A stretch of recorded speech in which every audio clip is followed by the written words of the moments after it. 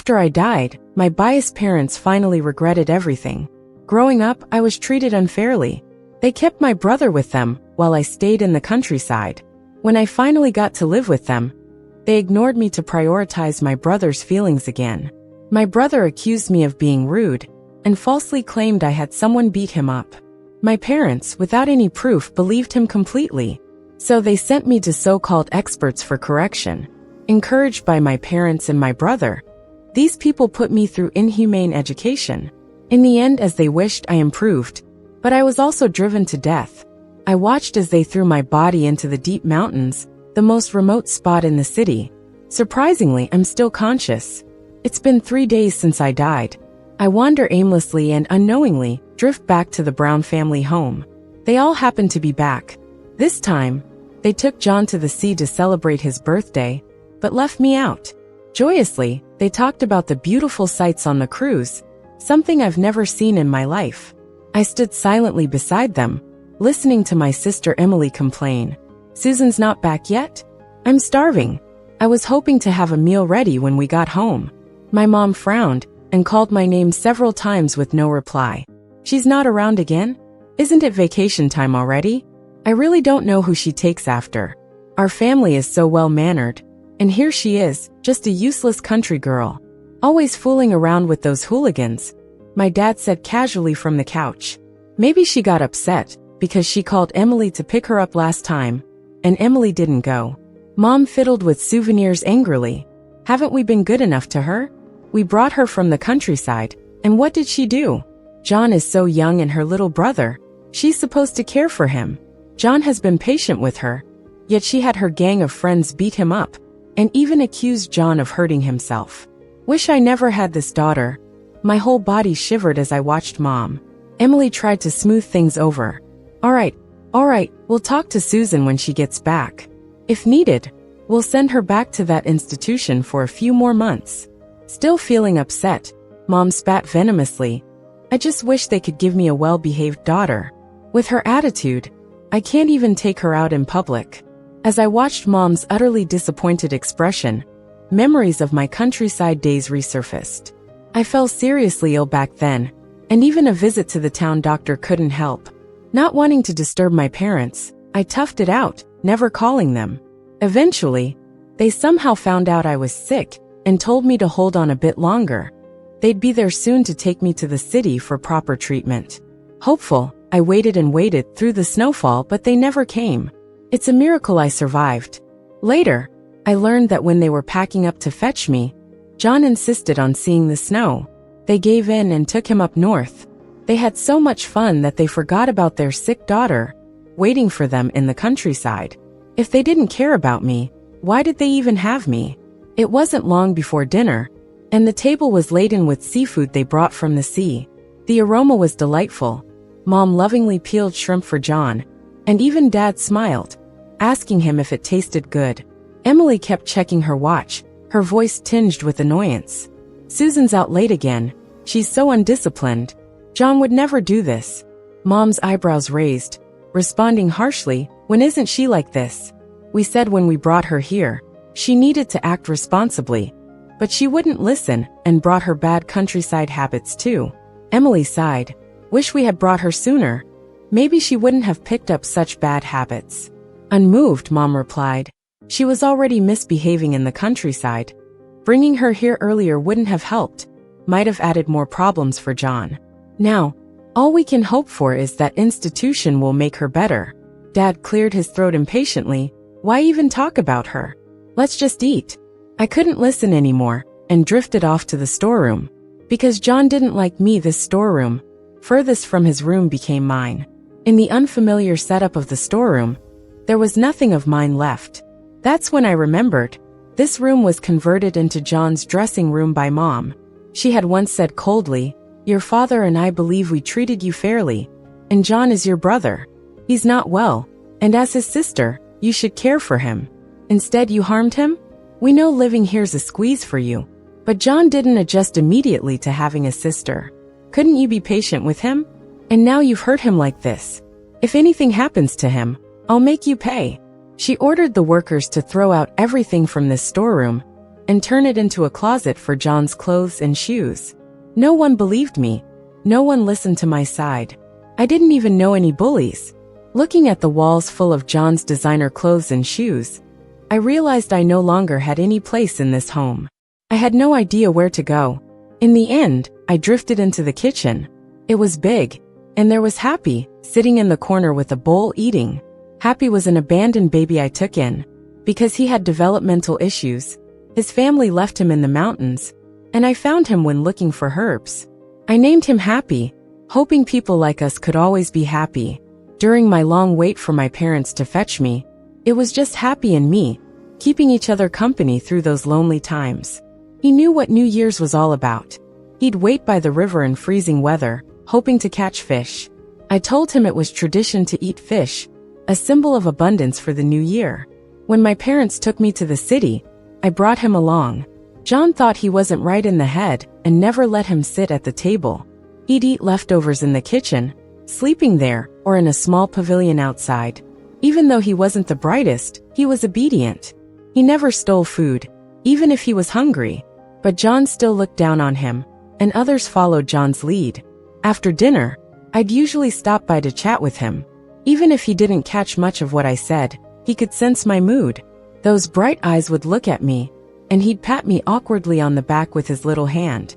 I'd kneel beside him, seeing his hopeful glance at the door waiting for me. But now, I can never speak to him again. It's been a while since he's seen me. He must be missing me. Sitting in a corner of the kitchen, he started to cry softly, then louder, until it caught the attention of the Brown family. Hearing the noise, he stumbled to the kitchen door and saw Emily. "Sister," he mumbled. Dad frowned and snapped at him to stop crying, threatening to lock him up in the outside room. After Dad left, Emily grabbed his clothes to drag him away. John smiled, saying, "Sis, you must be tired after coming back. Let me handle it. Go freshen up and get some beauty sleep." Emily eventually walked off. Once Emily was out of sight, John put on gloves and dragged him to the little room outside. With a thud, John threw him to the ground. He held his head in pain, but looked at John with those innocent eyes. "Brother, I'm not your brother, you little beggar," John sneered, grabbing his unkempt hair. He flailed but never hit John. John slapped him, plugging his cries with a rag stuffed in his mouth. John dumped him like trash in the corner. He cowered, hurt and alone. John leaned over him, a cruel grin on his face, slapping him repeatedly. "You're a little beggar, and Susan's a big beggar." How fitting, John mocked. "Susan's such trash. Why didn't she just stay in the country and die?" Disgusting. His cheeks reddened, the rag in his mouth stained a hint of red. John left only after giving him a harsh kick to the back. I reached out, trembling, trying to touch his head but could grasp nothing. He got sent away by John. He had crawled under Emily's skirt, scaring her. Though John had stolen the doll I gave him, tossing it maliciously at Emily's feet. That doll, a keepsake I made for him in the countryside, he cherished deeply. Try to retrieve it, he inadvertently scared Emily with his sudden dash. John grabbed the back of his neck and threw him aside. I instinctively tried to cushion his fall, but he passed right through me, hitting the floor hard. His injuries from John hadn't healed, and this added to his agony. Emily angrily called my phone, which was turned off, and John chuckled, acting as if remorseful. I wonder if he's learned this from Susan. So young, and he's lifting girls' skirts. If even this fool can twist actions to something wrong, imagine Susan's behavior, John mused. Emily stepped back, disgusted, distancing herself from him. Bewildered, he stood there not understanding what they were saying. Susan brought home just a fool. Emily grimaced. John's eyes gleamed as he suggested, maybe we should send him away. With his behavior, who knows when he'll pop up in Sis's room. Though hesitant, Emily agreed, swayed by John. After Emily left, John kicked him down again, amused. "Don't worry, little fool. I'll find you a nice place," he mocked. "A beggar should be with beggars." John severed the last connection I had with the Brown family. I'd been dead for 10 days, yet they never thought to search for me. They all assumed I ran to escape punishment. Even Mom grew to despise me. "We'd be better off without a daughter like that," she'd exclaim, embarrassed by me. Then, Mom received a video from some people claiming to be administrators. In it, I crawled on all fours, humiliating myself, acting like a dog. My family didn't see the emptiness of my clothes hanging on me. Weight loss with even the smallest size no longer fitting. They couldn't see the electric baton that kept appearing in the footage. They only saw the Brown family's daughter rubbing against someone else's leg like a dog. "Turn it off," Dad hissed, his face red with anger, telling Mom to turn off the video that humiliated him. After Mom turned it off, she played a recording from the administrator. I heard this voice all the time at that place, usually followed by terrifying punishments. They'd whip me with pepper water-soaked lashes, or electrocute me until I convulsed. They'd just laugh, mocking how the daughter of a wealthy family was less free than their dogs. "Mrs. Brown, Susan's behavior is truly disappointing. To avoid punishment, she resorted to such disgraceful acts. I suggest extending her learning period to better mold her into an obedient child." Dad slammed the fruit plate to the ground, furious. "She disgusts me. What karma to have a daughter so shameless." Listening to the recording from Mom's phone, my mind drifted back to those dark days. They controlled my fate like I was their pet, to beat and ridicule at will, because my family never cared for me, until the day I fought back. And for that, they broke my limbs, shattered my spine, and kicked me against the wall. My last sight was a blur of red, maybe from the back of my head hitting the wall. I vaguely thought. When they realized they had gone too far, they fled, and shivering, I called Emily. "I'm on my way," she said half-heartedly, but I believed her. But in the end, the blood stopped flowing, and she, like on that snowy day, lied to me like my parents did. After watching the disgraceful video, Mom furiously called me, but I didn't pick up. Dad almost smashed his phone in anger and ordered Emily and Mom not to let me in if I returned. "She's no daughter of mine anymore. Let her ruin her life," Mom added impatiently. "Get rid of her junk too, it disgusts me." I stood before them, devastated. How could they think sending me to that place was good for me? Didn't they see my scars or my emaciated body? Did they only care about John?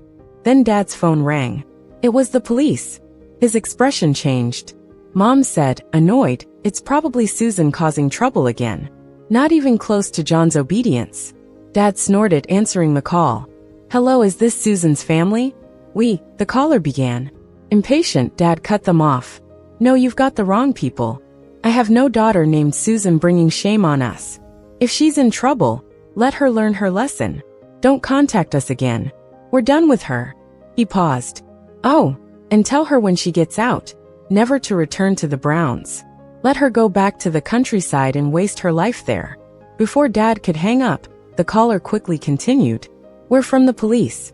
A few days ago, we found a female body in the mountains confirmed as Susan." The phone fell to the ground with a clatter. Silence blanketed the room. Emily drove the car this time. My parents sat in the back, showing no sadness. Mom frowned, while Dad smoked out the window. At the police station, an officer led them to the morgue, advising, "Prepare yourselves, the body has many injuries." Mom sighed. "Susan went to such lengths to fool you. Let's see this act." Dad agreed. "She's surely hiding to see our regret. Guess what? She won't get it. She couldn't die, not her." They were so sure it was a prank. Susan's joke went too far. Even Emily nodded disapprovingly. The staff led them in, bewildered. Dad was first to enter, pulling off the sheet, ready to chide, "Enough, Susan, stop." But his words died upon seeing my body. Mom peeked in, screamed, and fainted. Paramedics revived her. Dad stood frozen, staring stunned and disbelieving. Emily suppressed her scream, struggling to maintain control. Seeing this, I felt satisfied. "As you wished. I won't cling to the Brown family." "Why aren't you happy?" An officer continued speaking. The autopsy showed broken limbs, a shattered spine by blunt force, and head trauma. Death from blood loss. The body weight was under 54 kilograms with significant injuries, including electrical burns, beatings, and malnourishment. She seemed to have been abused. The officer added, "On the crime day, she called someone named Emily. Why didn't you answer her call for help? Did you know about the abuse?" The Browns stayed silent. What were they doing that day? Celebrating John's 18th birthday by the sea, picking shells, and taking photos. The coroner shook his head, his face a mix of pity and anger. The wounds on the deceased weren't actually fatal. If he'd been treated in time, he could have survived. It's just a shame. In the end, nobody saved him and he bled out. Emily staggered and fell to the ground, looking lost. When Mom woke up, she listened blankly to the coroner's reproach before suddenly covering her face and crying. "This isn't Susan, is it? She was so capable, how could she die? Just last month she even hit John. How could she have been abused?" Mom was gripping Emily's arm tightly, shaking it, hoping for denial. Emily couldn't speak. Mom suddenly lost her strength and let go of Emily, stumbling outside. Dad gently pushed Emily, looking like he had aged 10 years. "Go after your mom. Don't let her do something stupid. I've got this covered here." I followed Mom back to the brown house. She was muttering something, holding onto the pantry door's handle, and opened it with much hope.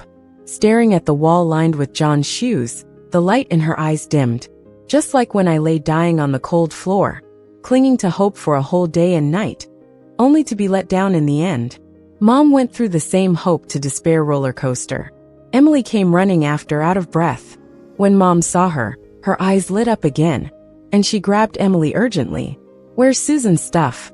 Emily hesitated, mumbling, "All thrown away." Mom almost collapsed at hearing this. Before Emily could respond, Mom shook off her hand and rushed into the yard. Emily found her at the entrance of the small room that once held Happy, Susan's foster child. "Where's the child Susan adopted?"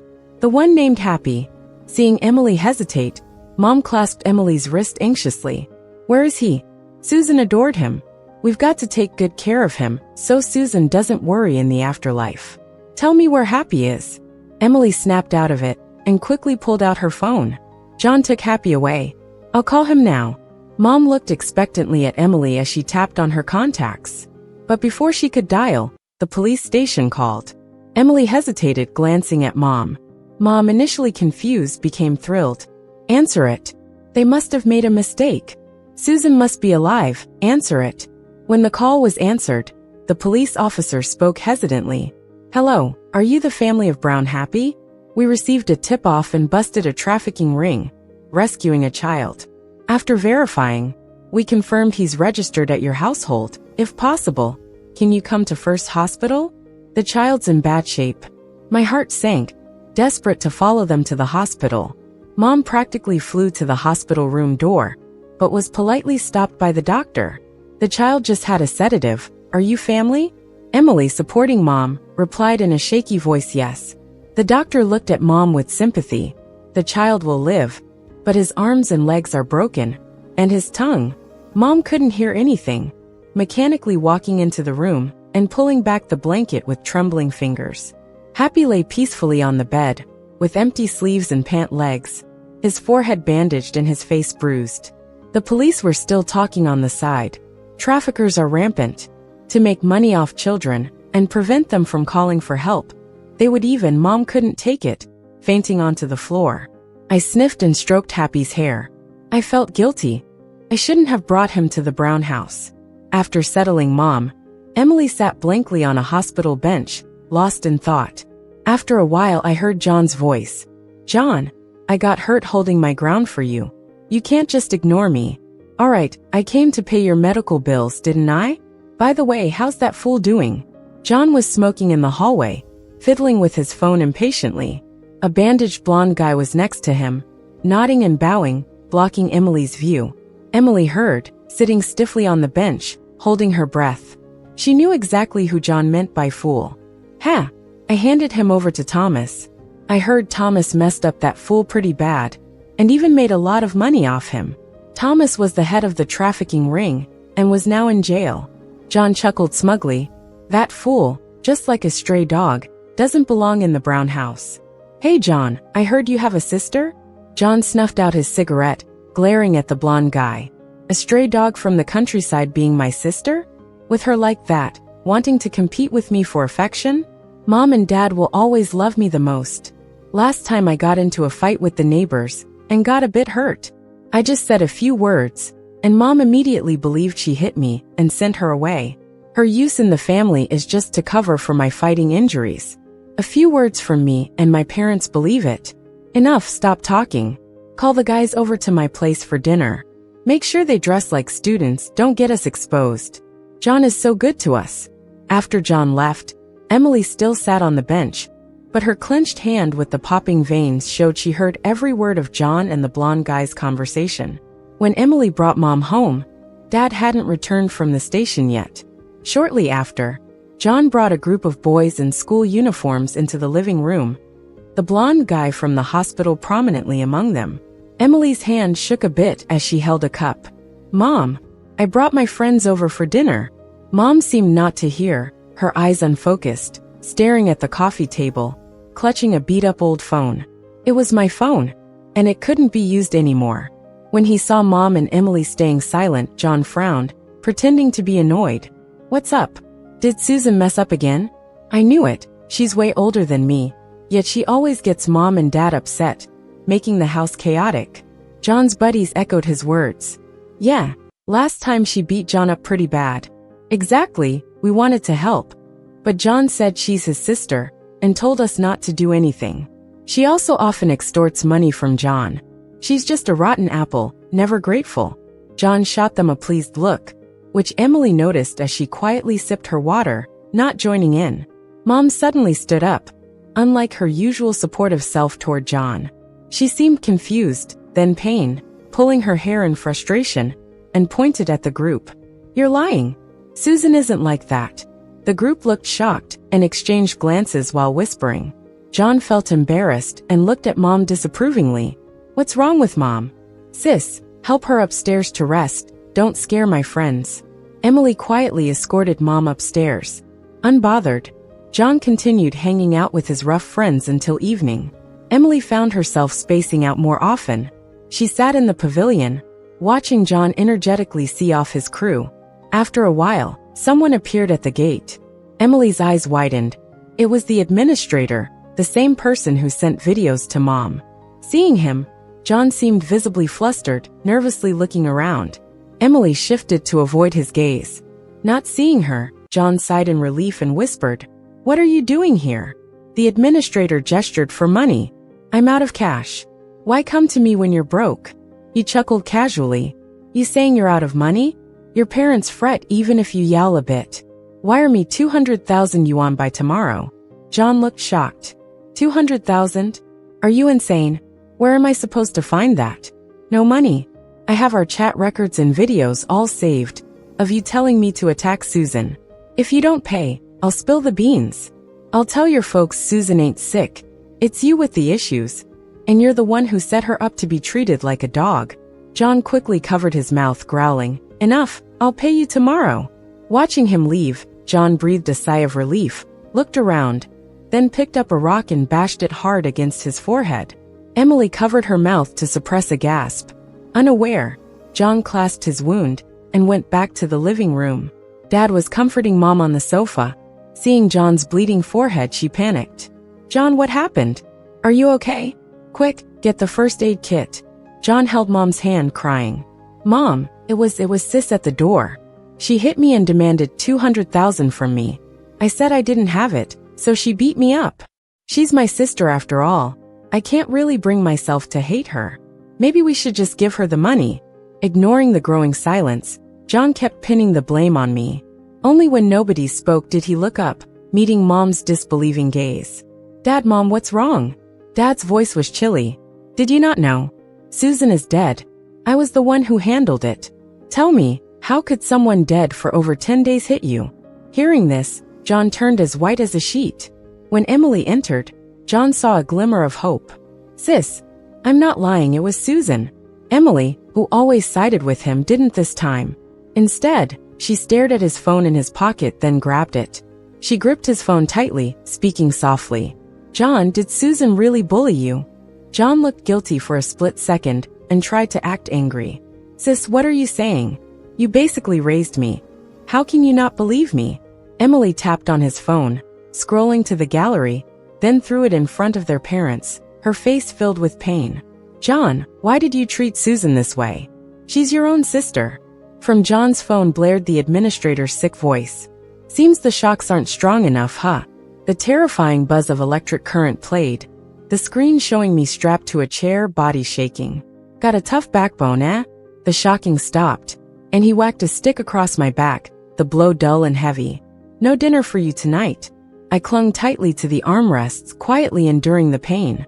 Mom wailed and quickly turned off the video. Seeing John's gallery filled with tons of videos of me, tears streamed down her face. How could this happen? John appeared startled for a moment, then regained composure. "I'm not acknowledging Astray as my sister." "So what? She's dead. What are you gonna do, make me pay?" Seeing John's smug face, Emily pulled a knife from her pocket and plunged it into John's stomach. Chaos erupted in the Brown household. John was rushed to the hospital, insisting on pressing charges against Emily. With solid evidence, Emily ended up in jail. But because of her report, the so-called facility to straighten out kids got shut down, with everyone in it arrested. John lay in bed, terrified, watching Mom inject air into his foreline. She covered his mouth, silencing him. I originally planned to start a new life with Emily and Susan only, because when you were born, you were frail. I was considering giving you to someone else. But Susan felt like you needed our parents more. So she volunteered to stay in the countryside and let us take you. John, your mom really regrets it. I should have taken Susan and not you back then. Sleep, your parents will take care of you for life. From then on, John was completely paralyzed from the neck down and could only lie in bed forever. After crippling him with her own hands, Mom lost her mind, wandering around in a daze. Perhaps she couldn't handle the truth, so she took a lot of sleeping pills. I stood by her bed, coldly watching her face full of regret. Susan, Mom was wrong. I shouldn't have doubted you. How could someone who's willing to stay in the countryside for her brother not love him? I've really made a mistake. Please forgive me. She crawled over, leaving her still sleeping body behind, trying to grab my hand. I stepped back, looking down at her. Mom, your parenting failed. I'm glad I didn't grow up with you. Didn't end up like John.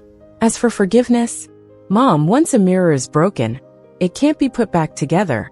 And I'm essentially dead because of your coldness. If there's a next life, I won't be your child again. I won't let you die. I pressed my hand against her forehead, gently stepping back. You need to live, to stay in guilt and regret for a lifetime. I sat by the hospital window and watched as Mom suddenly woke up. She pulled out her phone, anxiously getting out of bed, crying my name. No matter how much Dad coaxed her, she just clung to his arm. I saw Susan. He doesn't forgive me. Dad aged quickly, his hair turning white in a short time. He didn't speak, just stared blankly out the window. Susan, I'm Emily. After getting out of prison, I found the Brown family drastically changed. Mom, maybe driven by some sort of trigger, strangled, paralyzed John with her own hands. Dad didn't call the police, he just buried John quickly. And because of Dad's negligent management, the company's funds were stolen by the executives, forcing it into bankruptcy.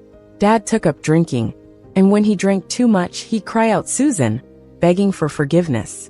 Mom's mental state wasn't good either. She often ran out saying she was going to bring Susan back. One day after work, Dad anxiously told me Mom was missing. Being used to it, I went to the square to find her. When I did, she was tightly holding onto a child. Seeing the child's face left me startled. He had a striking resemblance, about 70%, to Susan when young. No wonder Mom mistook him. Just as I was about to pull Mom away, a well-dressed woman rushed over, pushing Mom down, and hugged the child tightly. Mom's here, Susan, don't be scared. Whose adult is this, just grabbing my kid like that? Where's the family? If they're sick, they should be looked after, not running around. I helped Mom up, apologizing meekly. I'm really sorry. Ever since my sister died, my mom's been off. Thankfully, the woman didn't press any charges, just scolded me a bit and left with her child. But as I tried to take Mom back, she just stared blankly at that kid. That Susan kid lay obediently on the woman's shoulder, and with a face remarkably like my twin sister Susan's, slowly curled into a mocking smile at us.